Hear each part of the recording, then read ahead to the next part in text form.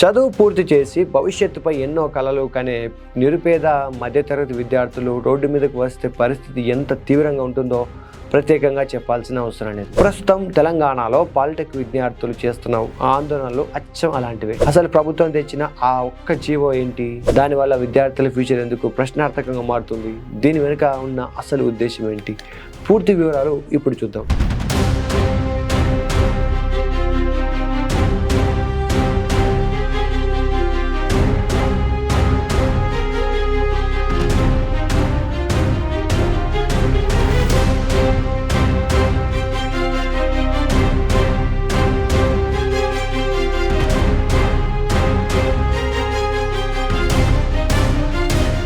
Hi friends, this is Mahesh Kasaveni. గత కొన్ని రోజులుగా రాష్ట్ర వ్యాప్తంగా పాలిటెక్నిక్ విద్యార్థులు రోడ్డు మీదకు వచ్చి జీవో 97ను వెంటనే రద్దు చేయాలని ధర్నా చేస్తున్నారు. ప్రొటెస్ట్ చేస్తున్న విద్యార్థులను విచక్షణారహితంగా పోలీసులు అణచివేస్తున్నారు. ఇవన్నీ కూడా మనం చూస్తున్నాను.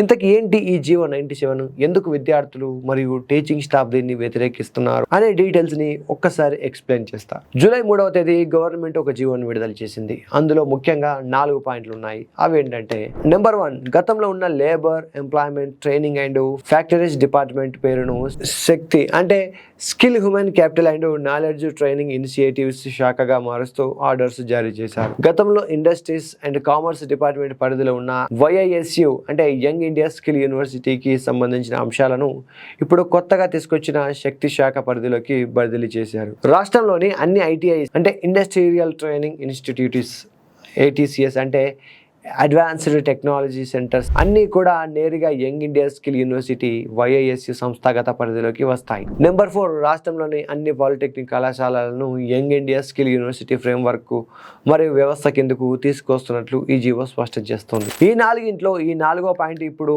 పాలిటెక్నిక్ విద్యార్థులు మరియు టీచింగ్ స్టాఫ్ను తీవ్ర ఆందోళనకు గురిచేస్తుంది.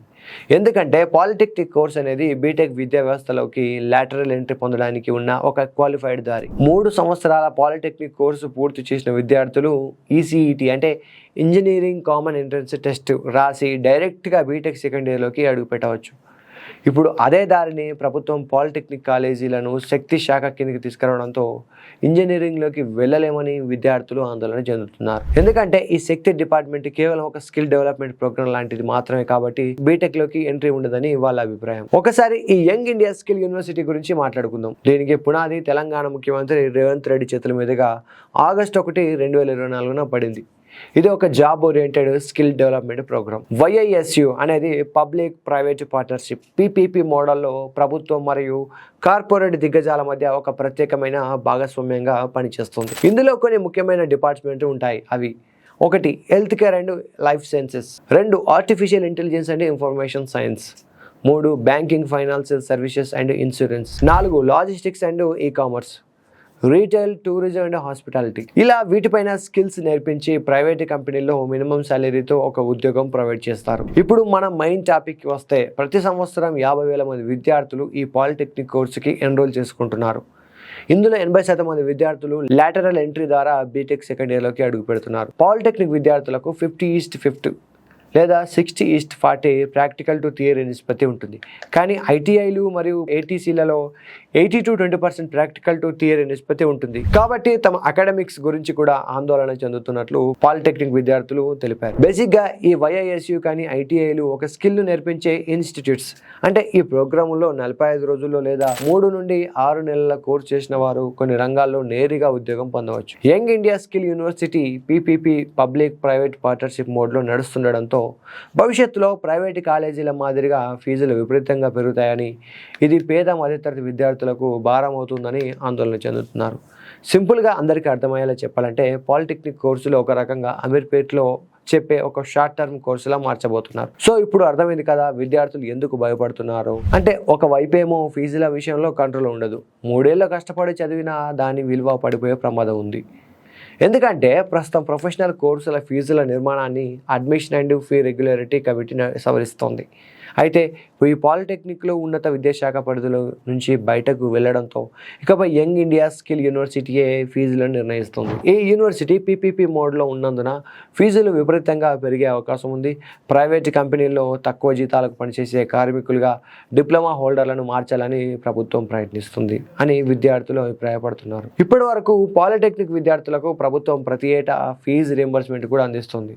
కానీ ఇప్పుడు ప్రభుత్వం ఈ కళాశాలలను శక్తి శాఖ మరియు యంగ్ ఇండియా స్కిల్ యూనివర్సిటీ పరిధిలోకి మారుస్తున్నందున భవిష్యత్తులో ఈ ఫీజుల వెసులుబాటు ఉంటుందా లేదా అనే సందిగ్ధత నెలకొంది. ఒకవేళ ఫీజు రీయింబర్స్మెంట్ వర్తించకపోతే పీపీపీ మోడ్ కారణంగా మొత్తం ఫీజుల భారం నేరుగా విద్యార్థులపైనే పడనుందని, ఇది పేద మధ్యతరగతి విద్యార్థులకు తీవ్ర భారంగా మారుతుందని ఆందోళన వ్యక్తమవుతోంది. ఇంకోవైపు పాలిటెక్నిక్ లెక్చరర్లు ఏఐసిటిఈ పే స్కేల్ కింద పనిచేస్తుండగా లేబర్ డిపార్ట్మెంట్ లేదా స్కిల్ యూనివర్సిటీ కిందకు మారాక వారి కేడర్ స్ట్రక్చర్, ప్రమోషన్లు మరియు జాబ్ సెక్యూరిటీ ప్రశ్నార్థకంగా మారుతుందని సిబ్బంది ఆందోళన వ్యక్తం చేస్తున్నారు. ఈ మార్పుల వల్ల విద్యార్థులకు ఎలాంటి నష్టం జరగదని, కేవలం నేటి గ్లోబల్ మార్కెట్ ట్రెండ్స్కు తగ్గట్లుగా విద్యార్థులను తీర్చిదిద్దేందుకే ఈ సమగ్ర నైపుణ్యం ఫ్రేమ్వర్క్ తెచ్చినట్లు ప్రభుత్వం చెబుతుంది.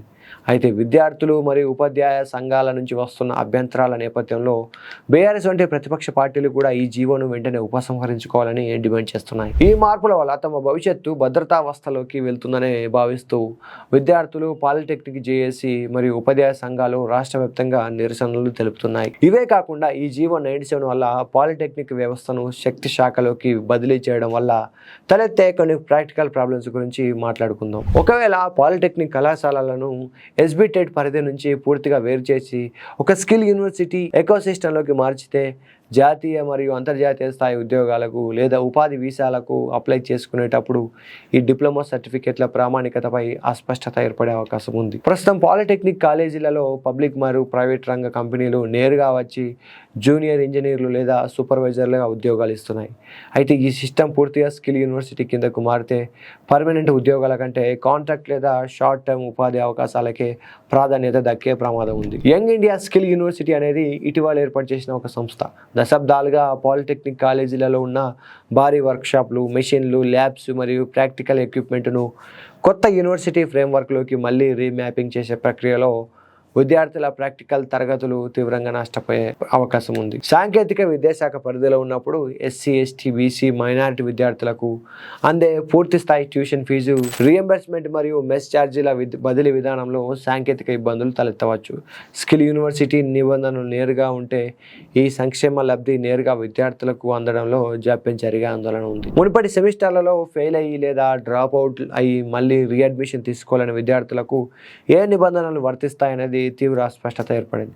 బోర్డు మారినప్పుడు పాత కరికులం నుంచి కొత్త సిస్టంలోకి విద్యార్థుల ప్రొఫైల్స్ను మైగ్రేట్ చేయడం సాంకేతికంగా పెద్ద సవాల్గా మారుతుంది. పాత ఎస్బిటెట్ సిస్టమ్ కింద ఉన్న విద్యార్థుల బ్యాక్లాగ్లు లేదా సప్లిమెంటరీ పరీక్షల విధానం కొత్త స్కిల్ యూనివర్సిటీ ఎకోసిస్టంలో ఎలా మ్యాప్ అవుతుందనేపై స్పష్టత ఉండదు.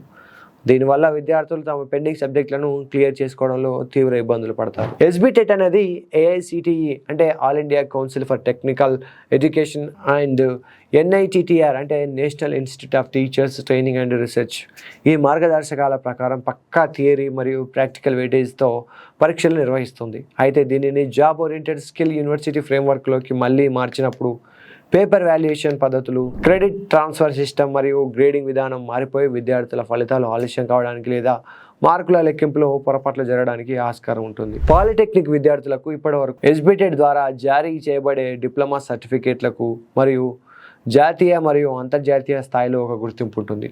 ఈ మార్పుల వల్ల అకాడమిక్ క్యాలెండర్ తలకిందులై సెమిస్టర్ పరీక్షల సమయానికి జరగకపోవడం, ఫలితాలు మరియు ఒరిజినల్ మార్క్ మెమోల జారీలో తీవ్రమైన జాప్యం ఏర్పడి విద్యార్థుల ఉన్నత చదువులు ప్రవేశాలకు అడ్డంకిగా మారుతుంది. ఇలా చాలా దశల్లో విద్యార్థులకు మరియు లెక్చరర్లకు కూడా అనేక ఇబ్బందులు ఎదురయ్యే ప్రమాదం ఉన్నందున ఈ నిరసనలు పెద్ద ఎత్తున జరుగుతున్నాయి. లక్షలాది మంది నిరుపేద విద్యార్థుల భవిష్యత్తు, వారి ఉన్నత చదువుల కలలు ముడిపడి ఉన్నాయి. ఈ సున్నితమైన అంశంపై ప్రభుత్వం ఎలాంటి నిర్ణయం తీసుకుంటుంది? విద్యార్థుల ఆందోళనలకు తెరదించేలా జీవోను సవరిస్తుందా లేక ఈ వివాదం మరింత ముదురుతుందా? వేచి చూడాల్సింది.